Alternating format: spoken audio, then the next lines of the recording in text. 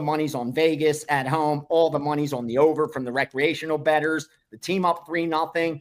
They're a little worse than a coin flip in this spot. A team like Edmonton, Vegas does win more times than not, at least history in this spot. They usually are able to make it 3-2, then go back on the road for game 6 about 55% of the time. So not surprised by the Vegas money or by the over money in that second game. Florida and Toronto, home team's done damage. So no surprise Toronto's getting the money there as well. Pivotal game 5. When timed 2-2, the home team in this exact spot in this round of the playoffs, 15-7. They've won close to 70% of the time. And the bettors are following that history. Again, they are betting Toronto. They're betting the over. So no surprise there. They're betting Vegas and over. They're betting Toronto over. In the NBA real quickly, Steve, Knicks, Boston. Knicks up 3-1. And the money's coming in on the Knicks. Now, they don't do well in this spot. The team in Boston's position actually makes it 3-2 at home 75% of the time. It's happened 28 times.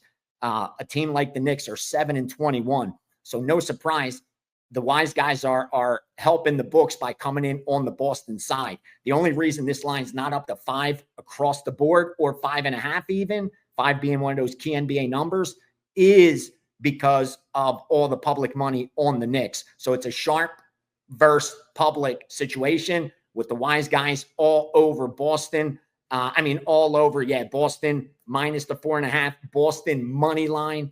And then in Golden State and Minnesota, this is the most one-sided. Nothing from the betting syndicates yet, but I can promise you the books are really going to be cheering in the Minnesota side. And that team's done well in this spot. Money's coming in on Golden State, but the team in Minnesota's spot has won 5 of the last 6. So they're 5-1, went up 3-1 in this round and playing that pivotal game 5 at home. They've been able to wrap it up more times than they haven't. With that said, the spread becomes the great equalizer, and you're looking at a double-digit number. And I think that's why you're seeing so much heavy public money on the dog there. I mean, this one, 8 out of every $10 bet is already on Golden State and the over. And I think that's just going to continue. So the books will need Minnesota to follow history, get the job done, and turn this into a blowout. Because, again, it's a big double-digit spread. That's what's going on in the playoffs. And like I said, I got a lot of baseball. Let me know when you want to dive into that. Yeah, we'll talk about that in a moment. I mean, this is a 4% play, which is 1% of bankroll, and it's on 9:01, game 1, St. Louis, Philadelphia, over 8.5, over 8.5. Pay that juice. Just don't go over 9. 8.5 is readily available. You don't want to go to that key number of 9, if you agree with me, that is. Next, 9:04, under 8.5, Arizona, San Francisco. 9:05, over 8, Pittsburgh, New York Mets. 9:07, over 8.5, Washington, Atlanta, and also Washington first 5. So that's 19:07, Washington first 5 on the money line, plus 130 and plus a half a run at minus 110.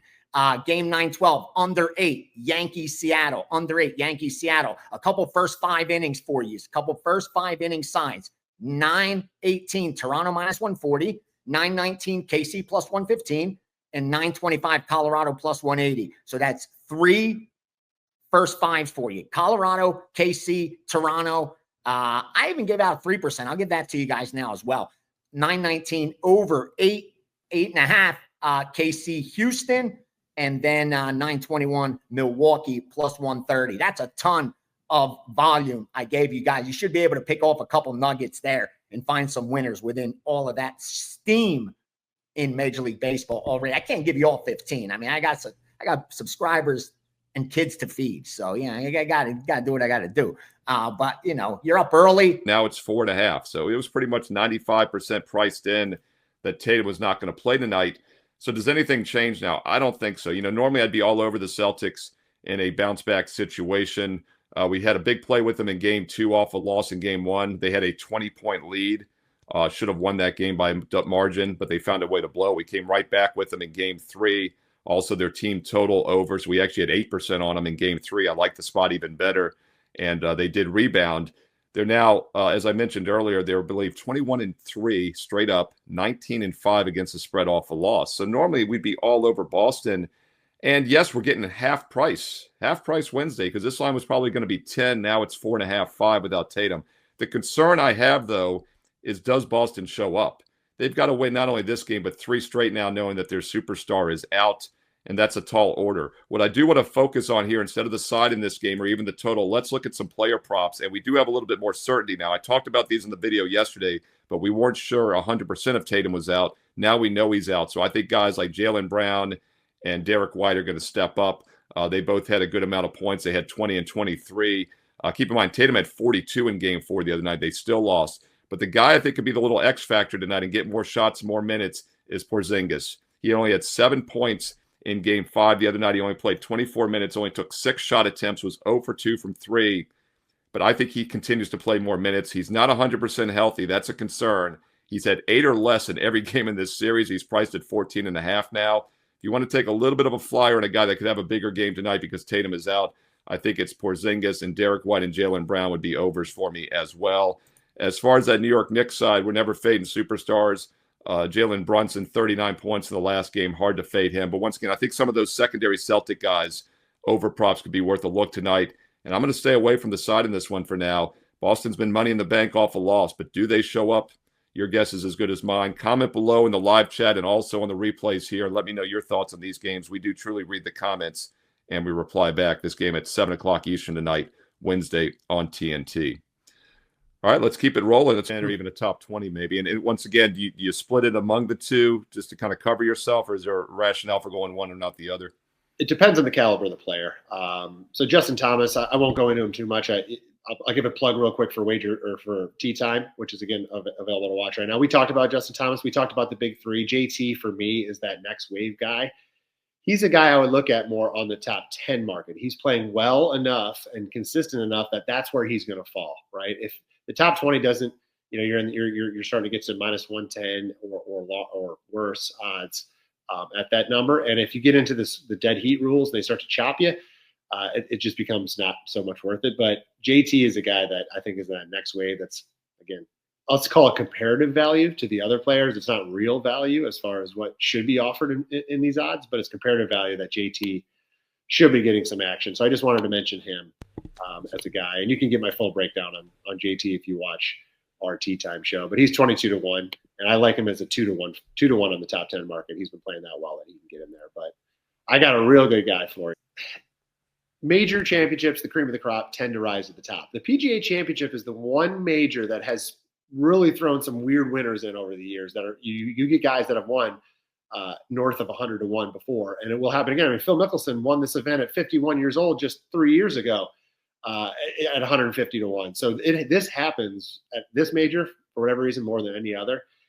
Andrew Novak is the name I'm circled in on this week, and if true golf pundits are here watching and listening, they're going to be familiar with the name. If you don't know much about golf, you're going to have no idea who the heck I'm talking about. But a lot of recency bias going on here for me with Novak, but he's on a heater. His last start last week, he finished tied for 17th at the Truist. That's his worst start in the last 6 weeks. He won 3 weeks prior to that at the Zurich Classic. That's a partners event tournament, so it's a little bit different, but he was playing so well going into it. It's like, okay, this is going to happen. Prior to that win, solo second at the RBC Heritage. That's a signature event, so it is almost like a major field. He lost in a playoff to Justin Thomas.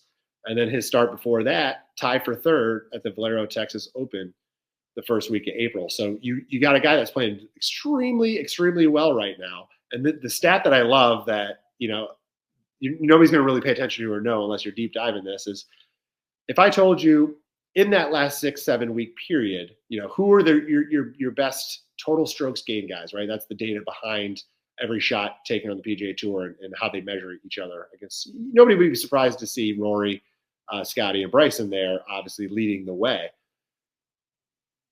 Andrew Novak ranks 7th in that total strokes gained in this field, 156 people. Yet those guys I mentioned, 5-1, 9-1, even you get down to like John Rahm and Justin Thomas, as I mentioned before, they are ahead of Novak. They're at 20-1, 22-1. Novak ranks 7th. He's 190-1. Steve, 190-1. Now, will he actually win this event? Probably not. Let's be honest, right? But will he play well enough, because he has been playing well enough to be relevant come Sunday? And by relevant, I mean maybe on the first page of leaderboard, maybe on the second page of leaderboard. This is where the top 20 is, for me, is a home run. He's plus 450 just to get a top 20. He's plus 1,100, 11 to 1. He's better odds to finish top 10 than it is for Rory or Scotty to win the whole tournament. So Novak, I think, provides a ton of value for the way he's been playing. He's got the distance that's needed to contend on this track. It's very, very long, and he's got an incredible short game. And the longer the course, the more the short game comes into play, because obviously your second shots into greens are longer. Your dispersion is a little bit wider. You're going to miss some greens. And if you can get a guy that's pretty consistent and can rely on that wedge to get him up and down, that's going to save him a handful of shots over the course of the 4 days. And in golf, even one shot can make or break all the difference. So I love that fact. So Andrew Novak, I think, is the name nobody's probably thinking about, but I think he provides some great value as a long shot this week. Yeah, I like it. I like that graphic that sets. This is a Baffert trained horse, and he's won this race a record 8 times. And that's not just because he's entering his horses. He picks his spots well. And this horse ran on the Kentucky Derby undercard at Churchill Downs 2 weeks ago. So Bob obviously liked what he saw from this horse and, chose to wheel him back 2 weeks later. So, like we just mentioned with the Kentucky Derby horse kind of getting a load management, Bob obviously saw this horse fit coming back to the barn and is wheeling him back in the Preakness, gets Flavian Pratt, who I believe is the best jockey in the country. He's got really good hands, and better yet, he's got a really good mental clock, kind of understanding not only how fast his horse is going, but how fast other horses are going. And if you look just on paper, it really looks like he's going to get in a speed duel with the number 8, Clever again. I almost wanted to say Clever Oriented, mix them both together, but Clever Oriented's breaking from the 8 post. He's going to have to not only break well out of the gate and be quick, but he's also going to have to clear horses, including the number 1, who I believe is the fastest horse out of the gate. So I think Jose Ortiz is a lot smarter than that. If he tries to clear and go head to head with this number 1 rail horse, I really think they're going to go way too fast, too early. So I think he's going to try and sit off. And just 2 years ago, we saw National Treasure, another Baffert horse, kind of get, a walking the dog kind of mediocre pace fractions. And if Clever again, is worried about that with Jose Ortiz, I just think that maybe we can get a slower pace. Flavian doesn't have to go as quick up front. And if he gets those slower fractions, I don't think he's coming back to the field. They're going to have to go get him. And I like that price at 6 to 1 on the number 1 goal oriented.